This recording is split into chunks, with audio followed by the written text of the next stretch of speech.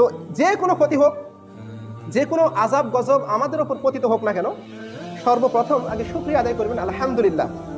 কয়েক জমা আগে বলেছিলাম যে যখন কোনো পিতার যদি পুত্র মারা যায়, সে যদি আল্লাহর সন্তুষ্টি অর্জনের জন্য যদি বলে যে আল্লাহর এই রায়কে মেনে নিলাম, আল্লাহর এই রায়কে মেনে নিলাম, আল্লাহর প্রতি সন্তুষ্ট হলাম, আলহামদুলিল্লাহ, আল্লাহ যা করে ভালো জন্যই করে।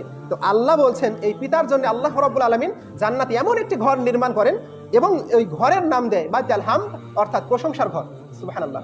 তো সন্তান মারা যাওয়ার চাইতেও অনেক বেশি কম ক্ষতি হচ্ছে 2 বিঘা মাটির পেঁয়াজ নষ্ট হওয়া, 1 বিঘা মাটির ভুট্টা নষ্ট হওয়া, 2 বিঘা মাটির ধান চাল নষ্ট হওয়া, এগুলো কিন্তু অনেক কম ক্ষতি।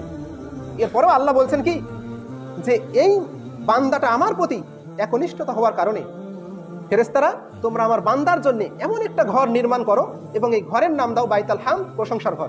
সুবহানাল্লাহ। তো এখান থেকে বোঝা যাচ্ছে যত বিপদ আপদে আমরা পতিত হই, আল্লাহ সুবহানাহু ওয়া তাআলার যেন শুকরিয়া আদায় করতে না ভুলি। হ্যাঁ, প্রথমে আলহামদুলিল্লাহ বলেন, দ্বিতীয়ত বলেন আল্লাহ তোমার রায়কে মেনে নিলাম।